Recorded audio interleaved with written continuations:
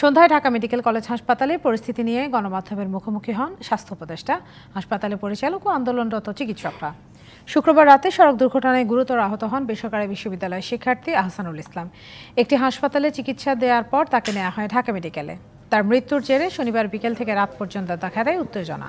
অবহেলায় মৃত্যুর অভিযোগ এনে অপারেশন থিয়েটারে ঢুকে 3 চিকিৎসককে মারধর করে ওই শিক্ষার্থীর সহপাঠীরা।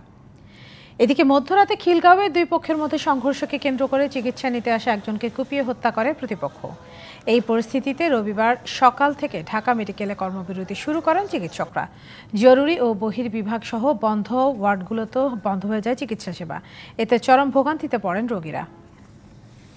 আমরা 48 ঘন্টার মধ্যে আমরা দেখতে চাই যারা আমাদের ভাইদের উপর হামলা করেছে তাদের দৃশ্যমান যদি আমরা গ্রেপ্তার হয়, এবং আমাদের কর্মস্থলে যে সিকিউরিটি আমরা যেটা চাচ্ছি, এটা দীর্ঘদিন ধরে আমাদের আন্দোলন যে কর্মস্থলে ডাক্তারদের নিরাপত্তা নিশ্চিত যদি হয় তাহলে ডেফিনেটলি আমরা কমপ্লিটলি চিকিৎসা সেবাটা চলমান থাকবে ইনশাআল্লাহ। সেনাবাহিনী, বিজিবি, পুলিশ এবং আনসারের সমন্বয়ে আমরা সিকিউরিটি এনশিওর করব এবং তাদের যে আসামিরা এই অঘটন ঘটিয়েছে তাদেরকে অ্যারেস্ট করার পরপরই তারা সম্পূর্ণ সার্ভিস চালু করবে।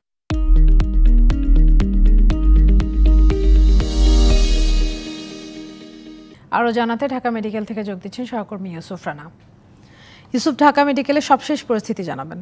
ইশরাত, আপনি যেমনটা বলছিলেন যে ঢাকা মেডিকেলে কিন্তু ডাক্তারদের যে কর্মবিরতি সেটি কিন্তু এখনো পুরোপুরি উইথড্র হয়নি। তারা বলছে যে তারা জরুরি সেবা দিবে, তবে সেটি শর্ত সাপেক্ষে যদি তাদের যে নিরাপত্তা সেই বিষয়টি নিশ্চিত করা হয়। তারা বলছে যে একটি হাসপাতালের ভিতরে এসে ডাক্তারদেরকেও যেমন মারধর করা হচ্ছে, একইভাবে একজন রোগীকে যে কিনা জরুরি সেবা নিতে এসেছিল তাকে কুপিয়ে হত্যা নিশ্চিত করে তারপর দুর্বৃত্তরা এখান থেকে গিয়েছে। এবং শুধু এক জায়গায় নয়, এই ঘটনাটা ঢাকায় বিভিন্ন হাসপাতাল এবং সারা দেশে একই দিনে কয়েক ঘন্টার ব্যবধানে ঘটেছে। এবং তারা বলছেন যে এটি একটি বড় ধরনের নিরাপত্তার ঘাটতি ডাক্তারদের, এবং তারা শুধু ডাক্তার নয়, ডাক্তার হাসপাতালে যারা চিকিৎসা নিতে আসেন তাদের জন্য এটি একটি বড় ধরনের নিরাপত্তাহীনতা, এবং এই ধরনের নিরাপত্তাহীনতায় তারা কাজ করতে আগ্রহী না। এবং তারা যদি তাদের নিরাপত্তা নিশ্চিত করা হয় তাহলেই কেবল তারা সেই দায়িত্বটা পালন করবে।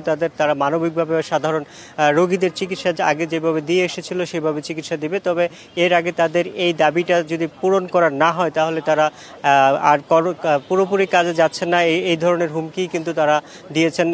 প্রধান স্বাস্থ্য উপদেষ্টার সংবাদ সম্মেলনে কিন্তু স্বাস্থ্য উপদেষ্টা ডাক্তারদের দাবিগুলো যৌক্তিক বলেই জানিয়েছেন গণমাধ্যমে, এবং তারা বলছেন যে ডাক্তাররা মানবিকভাবে সেই চিকিৎসা সেবাটা দিয়ে আসেন এবং তাদের যে দাবি এই অন্তর্বর্তী সরকারের থেকে যতটুকু সম্ভব সেই দাবি কিন্তু তাদের মেনে নেওয়া হবে। এবং এরই মধ্যে তিনি জানিয়েছেন যে নিরাপত্তা জোরদার করা হয়েছে হাসপাতাল সহ সারা দেশে। তবে পর্যাপ্ত আইন শৃঙ্খলা বাহিনীর সদস্য বর্তমান সরকারের হাতে এখন পর্যন্ত নেই। অনেকে আবার বন্যা কবলিত এলাকায় দায়িত্বরত আছেন। সুতরাং সরকারের পক্ষ থেকেও ডাক্তারদের যে নিরাপত্তার বিষয়টি সেটি নিশ্চিত করার সর্বোচ্চ চেষ্টা করা হচ্ছে বলেও কিন্তু আমাদেরকে গণমাধ্যমের ব্রিফিংয়ে স্বাস্থ্য উপদেষ্টা জানিয়েছেন।